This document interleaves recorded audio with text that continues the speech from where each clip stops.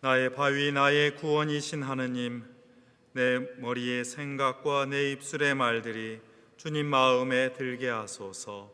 아멘.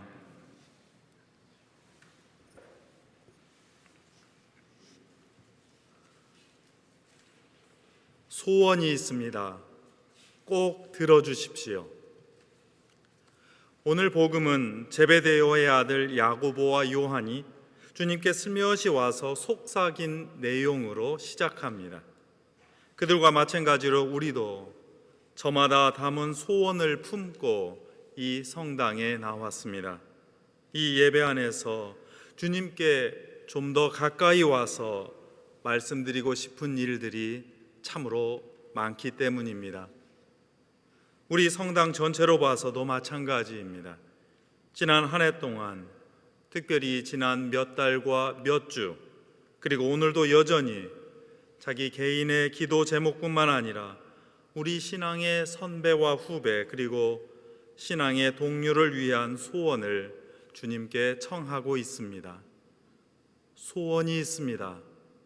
꼭 들어주십시오. 이 말은 신앙인뿐만 아니라 세상 사람 누구나 드리는 부탁이며 마음이기도 합니다. 저마다 어려운 처지에서 바치는 그 절박한 간구가 있습니다. 듣는 이의 마음이 뭉클합니다. 어떻게든 도울 방법을 함께 찾는 일이 사람 마음이기도 합니다. 우리는 서로 소원을 들어주고 함께 해결하는 일로 또한 좋은 관계를 맺어갑니다. 사람 힘으로 안 될 때는 우리는 마음을 모아서 하느님께 청하고는 합니다. 그 마음이 참으로 아름답고 복됩니다. 그런데 오늘 복음서를 더 읽어보자니 비슷한 부탁이라도 속셈이 다른 것이 드러납니다. 제자 형제 2명이 예수님께 영광스러운 자리를 청탁하는 그 장면을 읽자니 씁쓸한 생각마저 듭니다. 게다가 예수님께서 곧 순환을 당하시리라고 하는 비장한 말씀을 꺼낸 바로 직후라서 이 두 사람이 보인 행동이 참 사람의 무정함과 그 뻔뻔함을 되새기게 합니다. 십자가의 길에 들어서신 예수님의 고뇌는 정작 제자를 자처하는 이들의 이익과 입장에 가려지고 말았습니다. 그런 탓인지 모릅니다. 오늘 복음서를 기록하는 마르코 기자는 아주 냉정한 표현을 쓰고 있습니다. 야고보와 요한을 예수님의 제자들이라고 표현하지 않고 그저 제베데오의 아들들이라고 말합니다. 주님의 제자로서 기도하면서 주님의 뜻을 묻지 않고 오직 세상살이의 관심사 안에서 청탁하고 있다는 인상이 물씬 풍깁니다. 인간의 관심과 하느님의 길을 비교하자는 그 의도가 분명합니다. 인간의 관심은 자기 이익에 휩싸이기가 아주 쉽습니다. 주님은 분명 부족한 사람을 제자로 부르셨습니다. 여러모로 격려하고 함께하면서 새로운 길을 열어주시겠다는 마음입니다. 이런 초대에 응했던 사람들은 여전히 그 마음을, 자신이 품었던 마음을 버리지 못합니다. 제자단이 되었다는 생각에 감격하고 감사하는 시간도 잠시, 그들은 제자로서 지위와 자리가 보장되는 것처럼 보이자 다른 속셈을, 원래의 속셈을 드러내고 있기 때문입니다. 주님께 따로 슬며시 찾아가는 그 모습을 상상해 보십시오. 자기끼리 무슨 계략을 세우는 듯한 행동입니다. 가까이 가서 이권과 편의를 먼저 생각하고 다른 사람에게 고자질하는 형국과도 닮았습니다. 하느님께 가까이 가야 하는 원래 의미를 완전히 망각한 행동입니다. 이처럼 청탁하는 제자 형제들의 행태는 우리 사회 곳곳에서 드러나는 지연과 학연, 인맥과 같은 이익의 끈의 문제라고 볼 수 있습니다. 인간관계는 본래 가까운 신뢰와 배려에서 시작되고 발전된다 할지라도 자칫하면 종래에 다른 사람을 배척하고 패거리를 만드는 태도와 행동으로 이어지고는 합니다. 그렇게 인간이 추구하는 영광의 경쟁은 어떤 결과를 낳을까요? 의도하지는 않았더라도 이익의 끈에 들지 않은 사람은 쉽사리 배척하게 됩니다. 아니, 자기 위에 있는 사람도 어떻게든 치워버리려고 온갖 잔꾀를 부리게 됩니다. 한편 그 서클에 들지 못한 사람은 이런 모습에 질투와 분노를 키워냅니다. 없는 말을 지어내서 퍼뜨리고 불신과 혼란을 가중합니다. 사회와 조직에서 불필요한 시기와 경쟁이라는 정당하지 않은 방법이 여전히 꼬리를 무는 이유이기도 합니다. 이러한 인간의 관심과 계략은 종래의 공동체를 파괴합니다. 이때 우리는 주님의 서글픈 대답과 질문을 듣게 됩니다. 그 질문에 하느님의 마음을 알아달라는 주님의 안타까운 당부가 녹아 있습니다. 너희가 청하는 것이 무엇인지 알고는 있느냐? 내가 마시게 될 잔을 너희도 마실 수 있겠느냐? 그런데도 아직 그 형제들은 정신을 못 차립니다. 당당함인지 뻔뻔함인지 구별하지 못하고 그들은 대답합니다. 예, 마실 수 있습니다. 이쯤 되면 듣는 여러분마저도 당황스러우시지요? 답답해서 한 대 콕 쥐어받고 싶은 그런 심정이시지요? 그런데 오늘은 이상하게도 예수님은 그들의 부족함을 이해하시려는 듯이 여전히 나지막하게 말씀하십니다. 그래, 너희도 내 잔을 마시게 될 것이다. 그러나 내 오른편과 내 왼편 자리에 앉는 특권은 내가 주는 것이 아니고 하느님께서 주는 것이다. 그런데 여전히 철없기는 다른 제자들도 마찬가지입니다. 이들의 대화를 듣고 있던 다른 제자들은 자신을 빼놓고 다른 사람들이 무슨 자리를 예수님께 청탁하고 예수님이 그 청을 들어주신다고 오해를 했던 것 같습니다. 그래서 서로 화를 내고 비난하기 시작합니다. 이쯤 되면 예수님의 고뇌는 아랑곳하지 않는 정말 한심하기 짝이 없는 그런 제자단이라고 생각하실는지 모르겠습니다. 어떤 특권과 자리에 관한 욕심과 그 오해가 맞물리자 예수님의 말씀은 제자들의 귀에 전혀 들리지 않게 되었습니다. 그 내용과 뜻이 무엇인지 전혀 이해할 수 없게 되었습니다. 자신의 관심과 생각과 기대에 골몰하면 자기 눈과 귀가 금세 다치고 말기 때문입니다. 제 눈과 귀가 다친 것도 모르고 여전히 자기 생각만 주장하려고 합니다. 신앙이든 주장이든 자신의 경험과 고백이 가장 중요하다고 생각하는 사람은 누가 옆에서 와서 고쳐주며 도와주려고 해도 자기 눈과 귀를 닫아버리고는 합니다. 아니, 오히려 자기는 누구보다도 잘 듣고 있다고 말합니다. 다 이해했다고 말합니다.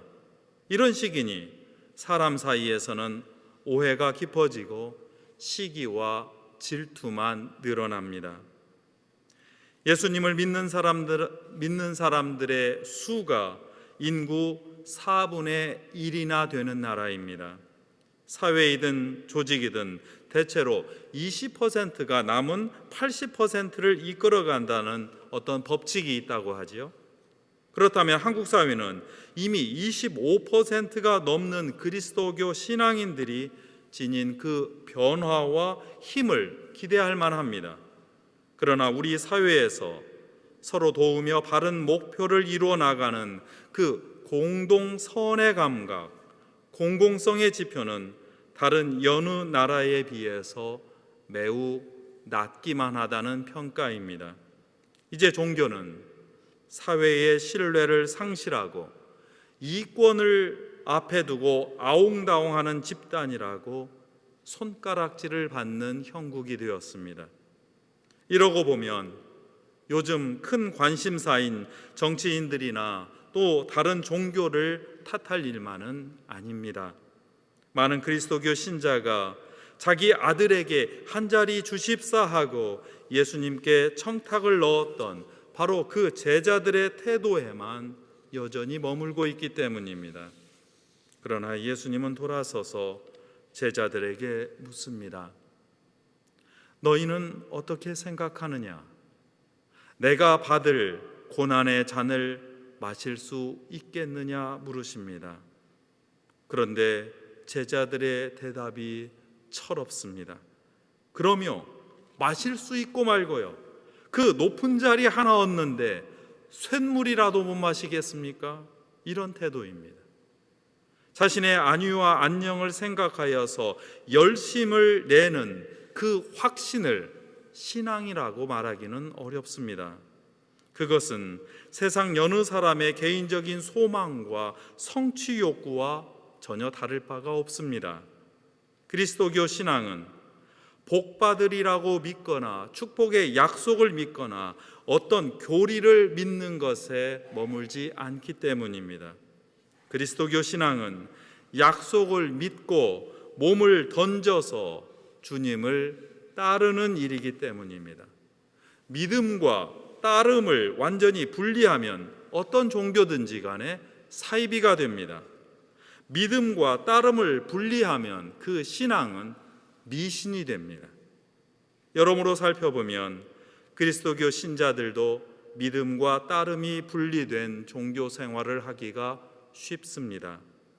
자신의 이익과 자리, 그 안위에만 관심을 두고 있다면, 자신의 자리 보존에만 신경을 쓰고 있다면, 그에 따라 공동체 안에서는 서로 험담하며 불신을 조장하는 일에나 신경을 쓰고 있다면 이런 종교 생활은 사이비이고 미신입니다. 귀 막고 눈 가리고 자기가 듣고 싶은 것만 듣고 보고 싶은 것만 보고 사는 사람일 뿐입니다. 그렇다면 예수님의 잔을 마시며 따르는 행동은 무엇일까요? 예수님께서 우리와 함께 나눠 마시기를 원하는 그 잔의 실체는 무엇일까요? 첫째로 그 잔은 권력이라고 하는 것에 대한 새로운 깨달음과 실천의 잔입니다. 사람들은 예수님이 새로운 권력과 힘을 가져다 주리라고 믿고 있었습니다. 그들이 기대하는 권력은 세상에서 경험한 권력과 전혀 다르지 않은 그런 권력에 대한 기대였습니다. 자신의 목적을 위해서 자신의 힘을 사용하는 권력, 남을 부리는 권력입니다. 자신의 안녕과 복지를 위해서 군림하고 자기 멋대로 휘두르는 권력입니다. 하느님께서 은총을 주시어서 거저받은 상으로 겉으로는 아주 겸손한 척하지만 속으로는 자신의 공로로, 자신의 덕행으로 스스로 성취했다고 자랑하는 자리가 되고 맙니다. 그것이 하느님이 주신 것인지 아닌지는 그 힘과 그 자리의 행태를 보면 금세 드러납니다. 세상 통치자들처럼 자기는 누르고 남은 눌러 짓누르고 자신은 꼼수를 쓰고 남에게는 고약한 법을 까다롭게 적용하는 사람들이기 때문입니다.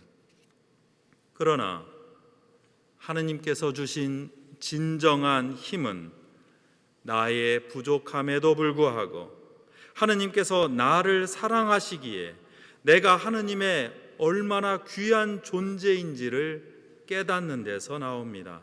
나아가 하느님께서 나를 그토록 사랑하시듯이 다른 사람도 사랑하시고 귀하게 여기시기에 자신의 능력을 다른 사람을 섬기는 일에 사용하도록 그 힘을 주셨다는 사실, 그 자리를 주셨다는 사실을 깨닫는 데서 나옵니다. 힘을 부리는 것이 아니라 다른 사람에게 힘을 주려고 잔을 들어서 나만 마시는 것이 아니라 다른 사람의 목을 축여주려는 행동입니다. 이것이 하느님의 힘, 하느님께서 새롭게 여시는 권력의 관계입니다. 둘째로 예수님께서 우리와 나누어 마시려는 잔의 실체는 우리 자신의 아픔과 세상의 어둠입니다. 그것은 아픔과 슬픔과 고통의 잔입니다. 어떤 종교적인 깊이가 아니더라도 우리 삶의 일상에서 겪는 아픔과 슬픔과 고통이 우리를 에워싸고 있습니다. 참된 신앙은 그 아픔을 너무 쉽게 없애버리려고 마취제를 놓으려고 하지 않습니다. 그것을 너무 쉽게 잊으려고 하지 않습니다. 오히려 자신의 아픔과 슬픔과 그 고통을 다른 이들의 그것들과 함께 느끼는 통로로 삼습니다. 이것이 신앙입니다. 그것은 우리가 삶에서 겪는 거절과 실패와 절망의 잔이기도 합니다. 우리가 제출한 취업 원서뿐만 아니라 때로는 우리의 사랑도 거절당하고는 합니다. 세상이 성공을 바라고 그것을 축하할 때 우리 가운데는 여전히 실패하고 숨죽이며 눈물을 삼키는 그 가족, 친구, 이웃들이 여전합니다. 멋진 세상을 즐기자고 날아다니고 뛰어다니는 사람이 있는가 하면 모퉁이만 돌아도 온갖 정신적인 낙담과 경제적인 곤란과 그리고 사회적인 정치적인 절망감에서 아파하는 분들이 너무도 많습니다. 예수님과 더불어 우리가 마실 잔은 바로 이들이 겪는 거절과 실패와 절망의 잔입니다. 왜 우리가 굳이 이런 잔을 나눠 마셔야 할까요? 우리는 예수님의 제자들이기 때문입니다. 우리는 예수님처럼 고난의 세례를 받고 그리스도인이 되었기 때문입니다. 예수님께서 그 아픔과 슬픔과 고통의 잔을 몸소 드셨기 때문입니다.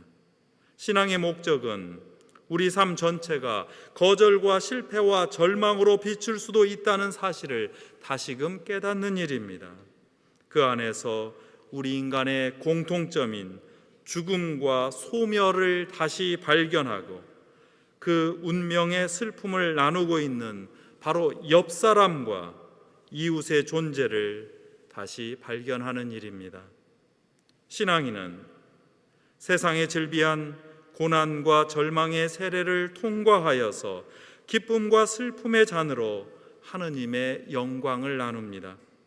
신앙인은 이사야 예언자가 오늘 선포한 대로 고난받는 종의 삶을 선택합니다. 다른 사람, 낯선 사람을 위하여 어려움을 대신 지는 일을 예수님께만 맡길 수 없습니다.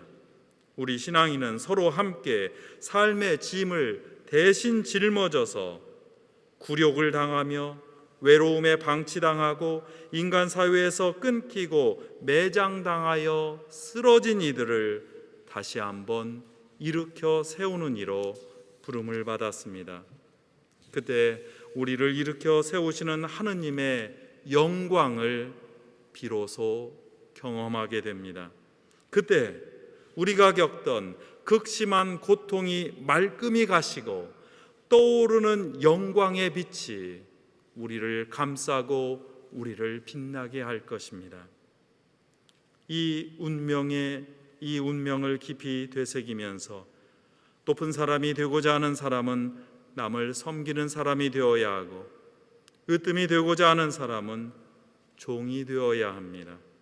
자신의 십자가를 지고 예수님을 따르며 예수님께서 마셨던 아픔과 슬픔과 고통을 나누어야 합니다. 섬김과 나눔과 사랑의 잔을 마셔야 합니다. 이 성찬예의 자리에 오신 여러분은 이 잔을 마실 수 있겠습니까? 성부와 성자와 성령의 이름으로 하였나이다. 아멘.